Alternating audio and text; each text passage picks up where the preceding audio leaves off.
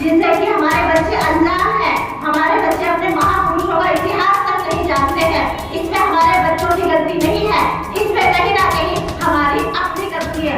Mission movement यहाँ से चलता है, जब हमारी अपनी सोच सही होगी तो हम मिशनरी हैं, नहीं तो अपने आप को मिशनरी कहना बंद कीजिए, क्योंकि मिशनरियों के नाम पर हमको सिर्फ ठगा जा रहा है, हमारे साथ सिर्फ धोखे हो रहे हैं।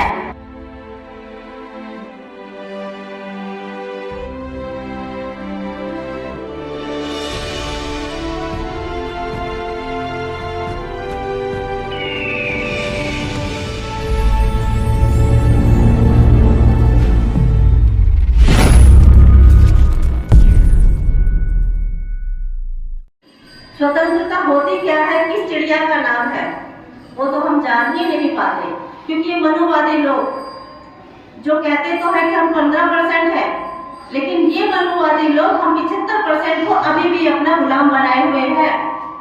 या ये कह लीजिए कि हमें गुलामी की आदत है और हम इनके गुलाम बनने के लिए तैयार हैं, क्योंकि गुलामी के अलावा हमने कुछ सीखा ही नहीं है। बस फर्क सिर्फ इतना है कि टाइम है आज हमारे गले में, वो हानि नहीं है, लेकिन फिक्र मत कीजिए, वो दिन बहुत जल्दी आने वाला है, वो दौर बहुत जल्दी आने वाला है जब आपके पीछे झाड़ू और गले में हानि होगी, क्योंकि उस दौर को लाने वाले कहीं ना कहीं आप हैं। जिस तिरंगे तक जाने की बात कही थी, जिस तिरंगे को लाल किले पे फहराने की बात कही थी, और बाबा साहब ने उस लाल किले तक कैसे पहुंचा जाए, उस संसद तक कैसे पहुंचा जाए, वो संविधान के गलियारे से जो रास्ता बना करके आपको दिया था, आपने वो रास्ता कहीं ना कहीं उन 15% मनुवादी सवर्ण ठाकुर बनियों और ब्राह्मणों को परोस दिया थाली में। और कहीं ना कहीं आपने अपना तो विपुल श्रम से सब नीचा किया, अपने आने वाली सभी पीढ़ियों को आपने गुलाम बना दिया है। शायद कुछ भाइयों को या बहनों को ये बात मेरी बहुत बुरी लगेगी, लेकिन सच कहने में मुझे बिल्कुल भी संकुचाहट नहीं होती है, और सच कहने में बिल्कुल भी वो मीठा तो हो ही नहीं सकता, क्योंकि मीठा तो झूठ ही होता है, सच तो हमेशा कड़वा होता है।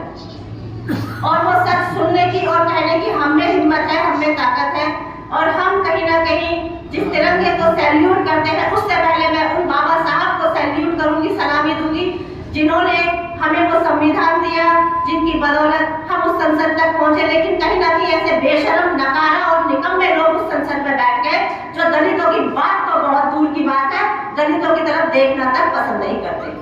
जहां कहीं भी कोई भी एट्रोसिटी होती है, चाहे वो मेघवाल, इंद्र मेघवाल का किस्सा हो, चाहे वो मनीषा हत्याकांड हो, किसी ने भी आवाज नहीं उठाई। संसद में वो गूंज कहां चली गई? क्यों चुनते हैं हम इन लोगों को? क्यों हम इन्हें अपना रहनुमा बनाते हैं? इन्हें शर्म क्यों नहीं आती है? सोचिए, सोचना होगा हमें। या तो वोट देना आप बंद कीजिए, वोट का अधिकार तो आपसे ये छीनने जा ही रहे हैं, क्योंकि नई संसद बन रही है तो नया संविधान भी ये लागू करेंगे, ये बिल्कुल सच है। आपको जागना होगा, और जगाने के लिए हम मिशनरी, क्योंकि हम अपना मिशन मूवमेंट कभी भी बंद नहीं करेंगे। आपको याद होगा जब मान्यवर काशीराम जी नहीं रहे थे, उस समय में क्या हालत थी हमारे देश की।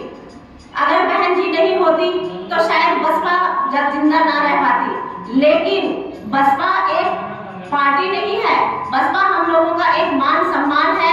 हम लोगों के लिए कहीं ना कहीं कोई अंधेरे में नजर नहीं आता तो वो एक बहन जी का नजर आता है बात। लेकिन हमारे अपने ही भाइयों ने सवर्णों को वोट दे देकर उनको बनाया है, और उनको बिगाड़ने का काम तो वो करेंगे ही नहीं। लेकिन आधी आबादी की जिसकी बात करते हैं, आधी आबादी हमारी सोई हुई है। अगर आधी आबादी जाग जाए, आधी आबादी हमारी वोट करे, और आधी आबादी जब औरों के लिए रोड पे निकल सकती है, औरों के लिए हम लोग प्रोटेक्शन कर सकते हैं, तो जब हमारे अपने वर्चस्व की हमारे अपनी बात आती है, तो उसके लिए हम क्यों सोए हुए हैं? उसके लिए हम क्यों नहीं जागते हैं? हम अपने युवाओं को प्रेरित करें। हमारा युवा दूसरे लोगों की पार्टियों में जा रहा है, चाहे वो हिंदू वाहिनी हो, चाहे वो कोई भी और मनुवादियों की पार्टी हो, उसकी तरफ क्यों जा रहा है? क्योंकि हमारे युवा को अपना भविष्य, हमारे युवा को अपनी आन बान शान की लड़ाई मनुवादियों के पीछे लगने में नजर आती है।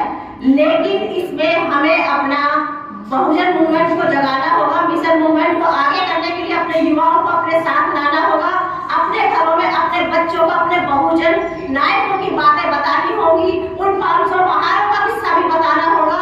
हमारे बच्चे सनी देओल की फिल्म देखना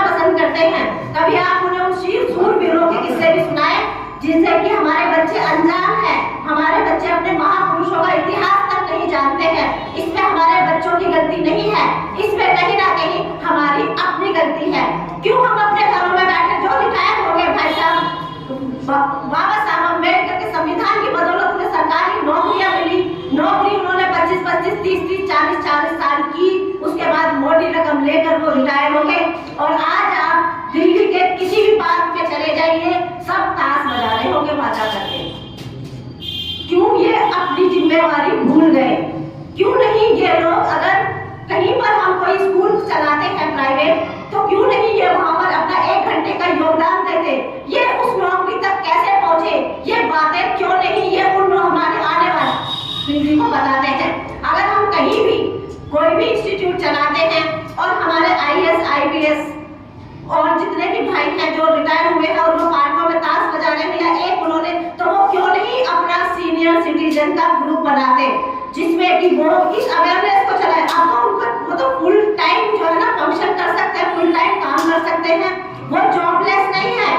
जॉबलेस कभी भी कोई इंसान नहीं हो सकता है। हम अगर चाहे, जहां से चाहे, जैसे चाहे वैसे खड़े होकर अपना मिशन मूवमेंट चला सकते हैं।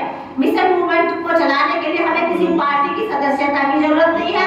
मिशन मूवमेंट को चलाने के लिए हमें कहीं पर भी कुछ भी खर्च करने की जरूरत नहीं है। मिशन मूवमेंट यहाँ से चलता है, जब हमारी अपनी सोच सही होगी तो हम मिशनरी हैं, नहीं तो अपने आप को मिशनरी कहना बंद कीजिए, क्योंकि मिशनरियों के नाम पर हमको सिर्फ ठगा जा रहा है, हमारे साथ सिर्फ धोखे हो रहे हैं। हमें अपने आप को जगाना होगा, अपने वो सीनियर सिटीजन्स को बोलना होगा कि भाइयों, आपने तो सरकारी नौकरियां कर ली है, क्या आपने ये सोचा है आपकी आने वाली पीढ़ियां उन नौकरियों को कैसे करेगी? आपने किसी को बताई है अपनी बात? हमारे यहाँ IAS लोगों की कोई कमी नहीं है, लेकिन अगर कोई बच्चे IAS की तैयारी कर रहे हैं तो वो सीढ़ी पायदान कैसे चढ़ेंगे, उसकी उन्हें जानकारी नहीं है। वो जानकारी अगर हमारे ये सारे ग्रुप एक साथ इकट्ठे हो जाए तो क्या वो बच्चे कहीं ना कहीं कोई ना कोई IAS ऑफिसर तैयारी कर नहीं आएगा? अगर वकील साहब इतनी मेहनत करते हैं, कम से कम साल में 5-5, 6-6, 10-10 प्रोग्राम यहाँ लगवाते हैं, तो वकील साहब का इसमें निजी हित नहीं है, वो भी अपना ये एक मिशन मूवमेंट को आगे बढ़ा रहे हैं। सब लोगों को इकट्ठा करना बहुत बड़ी बात है, और आप सब यहाँ पर समय निकाल कर आए हैं। आप सब इस साधुवाद के और धन्यवाद के पात्र हैं। आप सब हमारे मिशनरी भाई हैं। सभी, मैं अपने बातों को यहीं पर विराम देती हूँ। सभी को जय भीम, नमो।